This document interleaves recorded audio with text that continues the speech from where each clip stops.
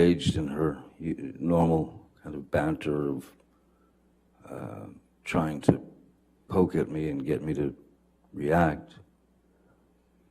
I literally just got into bed. I remember the television was on, and I was reading, and I suppose Miss Heard was down in her area taking off her makeup and changing into sleep clothes, whatever, and she entered the bedroom while I was laying on my side of the bed, reading, and she was still rattling off all the wrongs I'd done to her in that particular day, and how unreliable I am, and what a horrible person I was, and I did not engage verbally, nothing. I sat there or laid there, reading my book, and when she didn't get a jump out of me or a jolt out of me, she got out of bed. She walked around the bed. She came to my side, and again, you've got a person who is throwing multiple shots at your face, at your head, at your neck, at anything she could hit. So I got up out of bed, and I grabbed her by the shoulders, and I sat her down on the bed.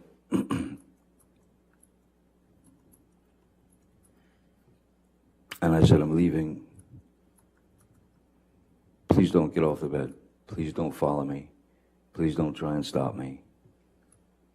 I'm leaving. And she got up off the bed, and she squared off at me in the doorway of our bedroom. And I said, what do you want to do? Hit me again? Would you like to hit me again? And I said, go ahead, hit me. Bam. And then I just said, is that what you wanted? Would you like another? Bam. There's the second one. And I said, good, now you're done. Grabbed her by the shoulders, walked her to the bed, sat her down, and said, don't follow me. Leave me alone. I'm out. I'm gone.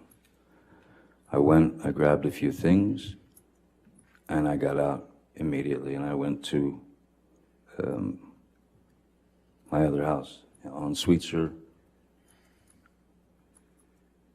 As Ms. Heard she was leaving the following day for Coachella, which is Coachella is like it's a big event, a concert, many bands, and out in the desert. She and her friends were going to Coachella for the weekend, and that was it. That was it. Mr. Depp, after April 21st, 2016, when was the next time that you actually saw Ms. Heard in person? I left Miss Heard, I left Penthouse 3. I left at 4:30 in the morning. It was actually her birthday. It was about 4:30 in the morning, April 22nd. And that's when I left.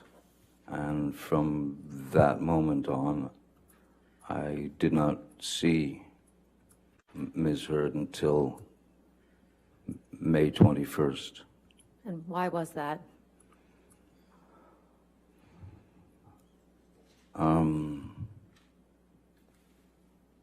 I had received some news that was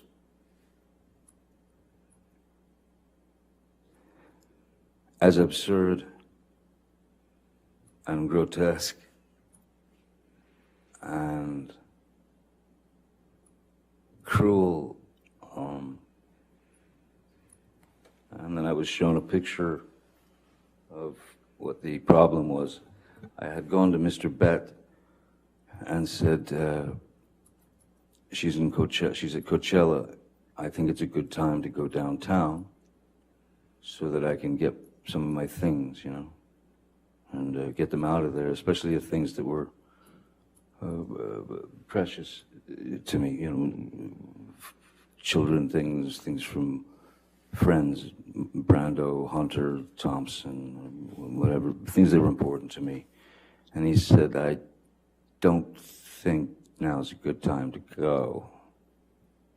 And I thought, it's the perfect time. She's not going to be home for 2 days. And then he showed me a photograph on his telephone of... Objection, Your Honor. Also hearsay. It's a photograph, Your Honor. As being relayed to him by Mr. Bett. He says he looked at it on his phone. I'll overrule the objection as the photograph. What was the photograph of Mr. Depp?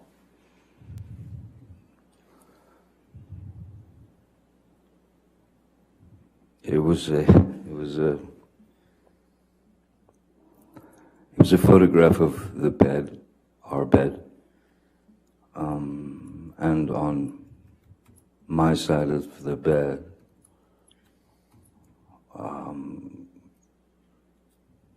was human fecal matter.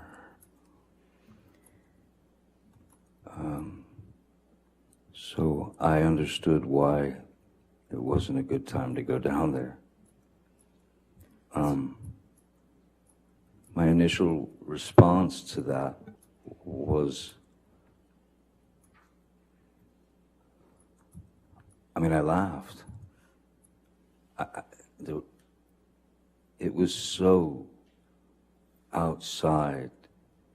It was so bizarre and so grotesque that I could only laugh.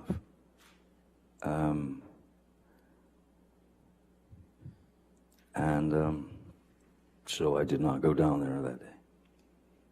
Mr. Depp, how was your mother's health during this time?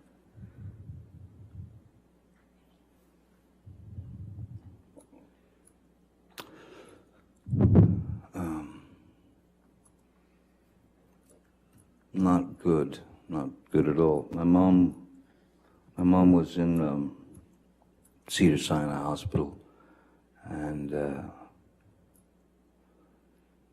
she was... Notice what Depp is describing here. He says he chose not to argue back. In courtroom testimony, details like attempts to walk away or de-escalate can be incredibly important because they help the jury evaluate credibility. But here's the real question. Was this genuine restraint or just one side of a much bigger story?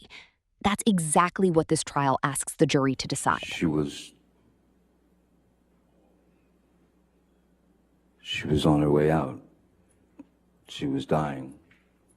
How often were you going to see her during this time? Excuse me? How often were you going to see her during this time? As much as I could under the circumstances.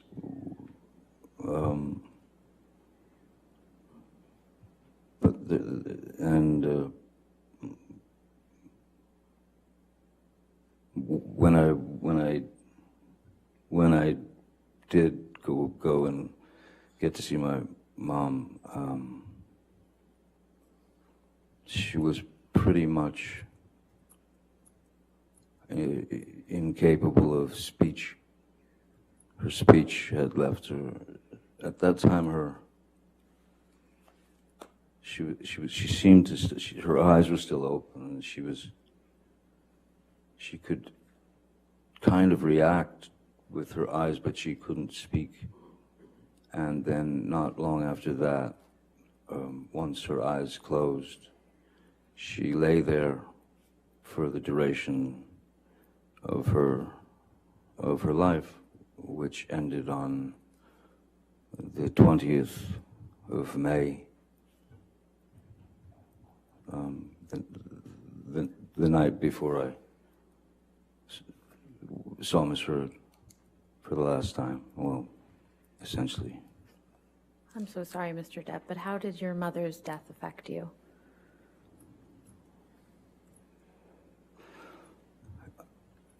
As it would anyone, I suppose. There was one thing that I couldn't fathom was, I brought my kids to see Betty Sue in the hospital, and at that time she was not functioning. She was not responsive. She was alive still. She was fighting still inside, but she was lying in the bed,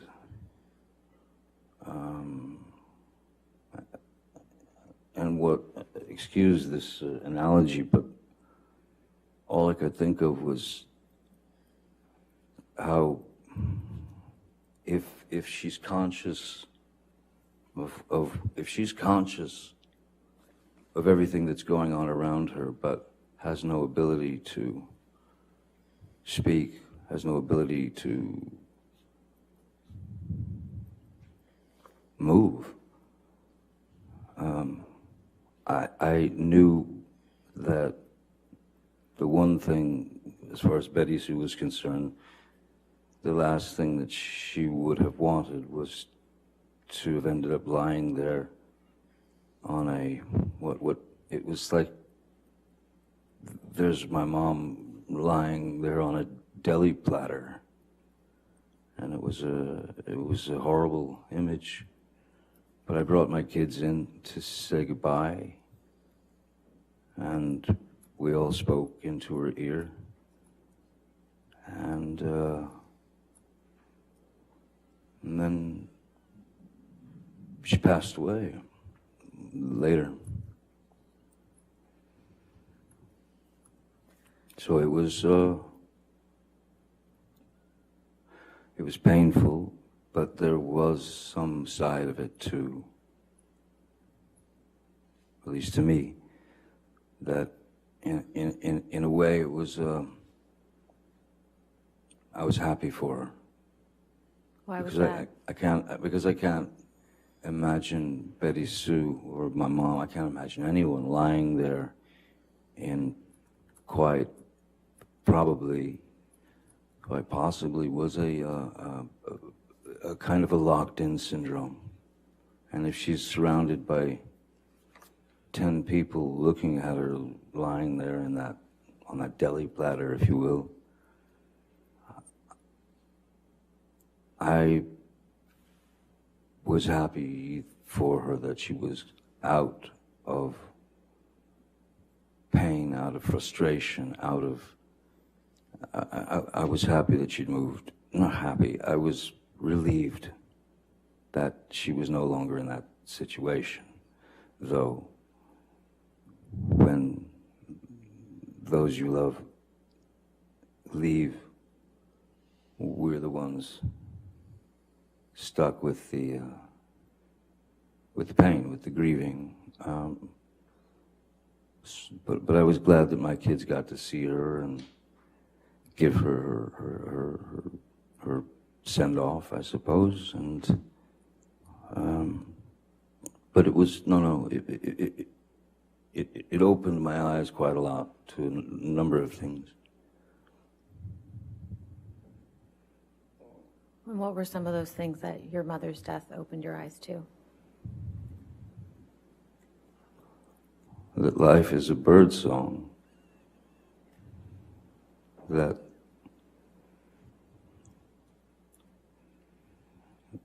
what feels like 100 years is in fact a second, millisecond. Nobody can count those things, you know. So I had made peace with Betty Sue because I understood where she came from, and I understood how difficult her childhood was, and I understood that she had not had the proper training or proper teaching or the proper background to be anything other than what she had been when we were younger. I forgave her for all that, as one would, should. So I was, it opened my eyes to the fact that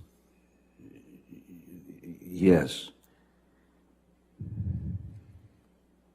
if you try in relationships, whether friendships, whether courtships, whether marriage, whether this, whether that, try your best to try. If it's not going to work, it's not going to work. And more importantly, if you're going to get out of it, if you're going to make an end, which I had decided that it was, somebody had to call it, and I decided that I would call Amber and tell her that my mom had died that day. And then I very calmly said, look, I've made a decision, and I think it's the best thing. I'm going to file for divorce, but I'm not going to cite irreconcilable differences. I'm not going to cite any violence. I'm going to state this. We simply, the two of us, we simply don't want to feel as though we have a collar around each other's neck and a leash attached to it, and then this piece of paper that proves that that's true. So what I thought was best was, we want to end this in love and take the idea of ownership of one another out of the picture. And that's how I approached Miss Heard with that. And So why did you go over to the penthouses on May 21st, 2016? Miss Heard had requested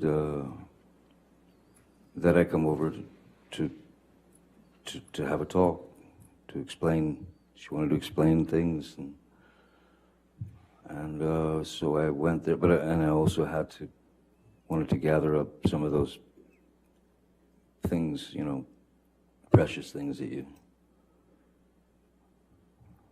live with. So I went over there to have a discussion, what I thought would be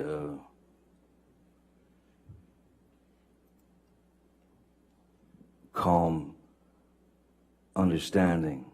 And I figured she understood as well as I did that there was no way back. And I also felt that she would understand that it was the best thing for both of us, and there were there was nothing there should have been nothing to fight over. It was clear. I told her that I would take care of her and all that, and then she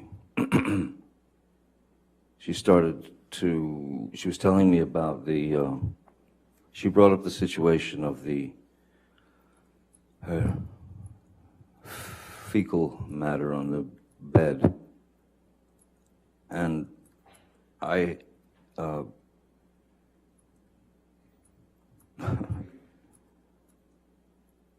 and she tried to blame it on the dogs. But Why didn't you think it could have been the dogs? the dogs weigh, they're teacup Yorkies. They weigh about 4 pounds each. The photograph that I saw, and I mean, I lived with those dogs for many years, and so did Hilda Vargas. She's a woman who's been with me for 30 plus years, you know, from the very beginning, and she was the one who photographed it. It was clear she knew the dogs as well as I did. And that was none of that did not come from a dog. That just didn't. Mr. Depp, could we back up a little bit? Who And went over here's to the a classic courtroom moment. The objection forces the witness to explain the evidence directly instead of repeating what someone else told him. That keeps hearsay out of the record and lets the jury hear firsthand testimony. But what comes next would become one of the most talked about moments of the Can we entire back up trial. a little bit? Who went over to the penthouses with you on May 21st? I went to the penthouses with Jerry Judge and Sean Bett, and I had asked them on the just in case,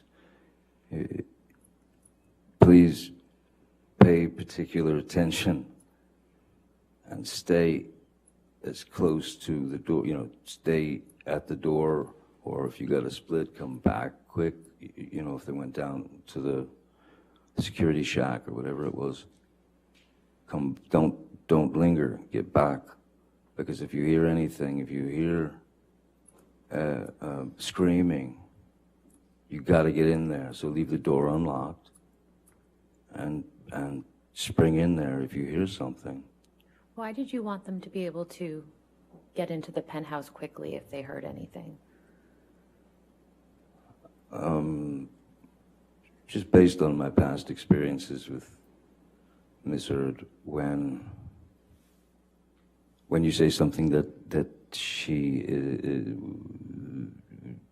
either didn't agree with or swore up and down that it was a complete falsity and there was something wrong with me, I'm crazy, and you know, the escalation. If anything was going to start to escalate, I did not want to be there.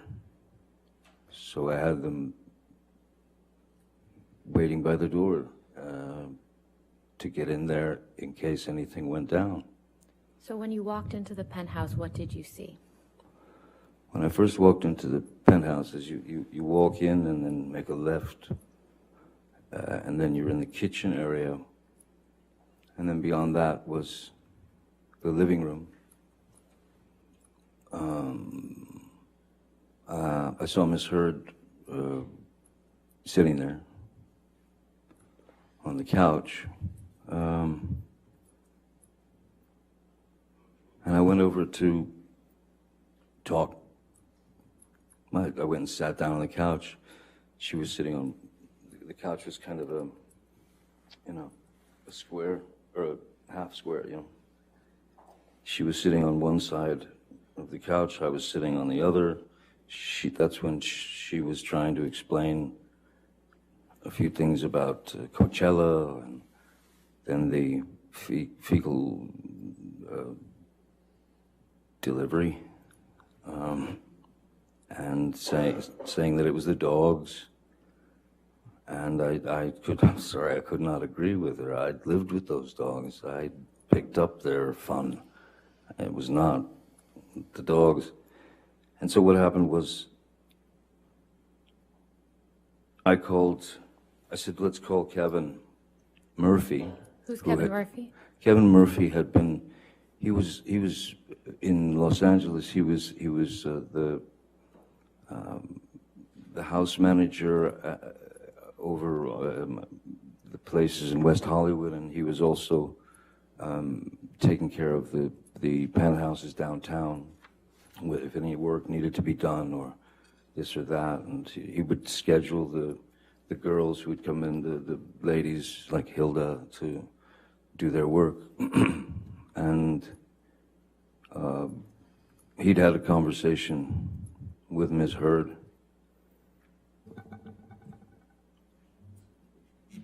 Hearsay, Your Honor. Let's move beyond the All right, let's move conversation on. that Sure. Kevin Murphy had with Ms. Heard. So after you called Kevin Murphy, what happened? I asked Kevin if Amber and he had spoken about the incident. He said, yes, they had. Okay. And it appears that Ms. Heard had told... Hearsay, Your Honor. I'm not sure. This is apparently a statement by Ms. Heard. That he heard from Kevin Murphy. That's what the testimony is. All right, if you want to reframe that, that's fine. Okay. After you when did you hang up the phone with Kevin Murphy?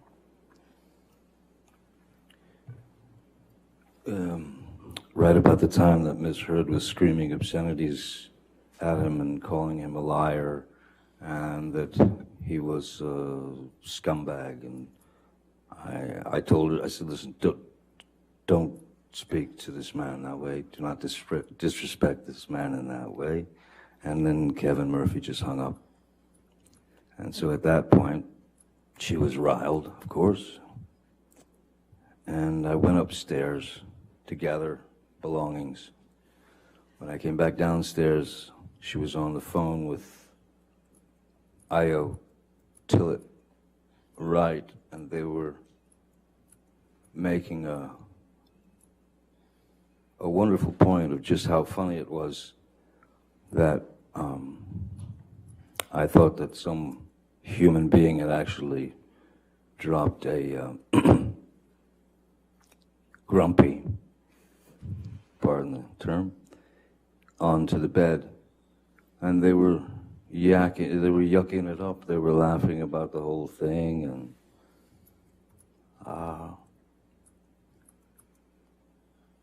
it was.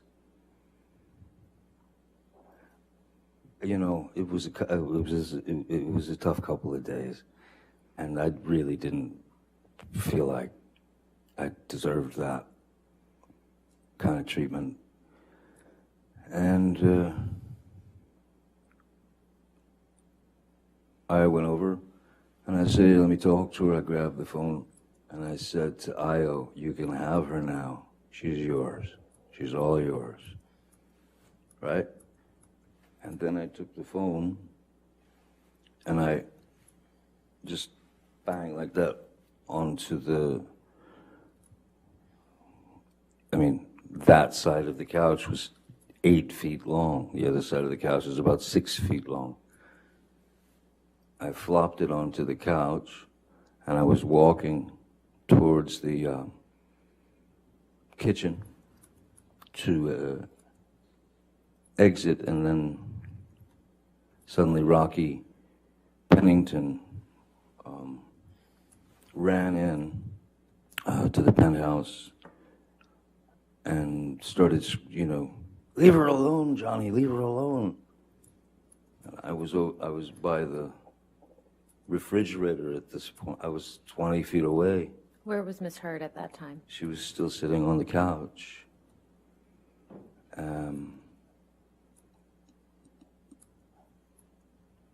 And that's when the screaming, the screaming started with, like, again, I'm 20 feet away. She's still got Io on the phone. She's got Rocky there. Stop hitting me, Johnny, she's screaming in her best freaked out upset voice, high-pitched, "Stop hitting me, stop hitting me." Jerry Judge and Sean Bett entered the room. And as they entered the room, and she was quite surprised to see them, she said, "That's the last time you'll ever hit me. That's the last time you'll ever do that to me." And again, I'm a good 20 feet away by the fridge. And then Jerry said, "Boss, I think we should just leave." And then we left. That was the last time I saw Miss Heard until she asked me to break the restraining order. Or not break the restraining order, break the restraining order and talk to her in July later. Mr. Depp, where did you go after you left the penthouses on May 21st? I went home. To which home? Oh, to Sweetser. And then where did you go? Where did you go after you went home to Sweetser? I was due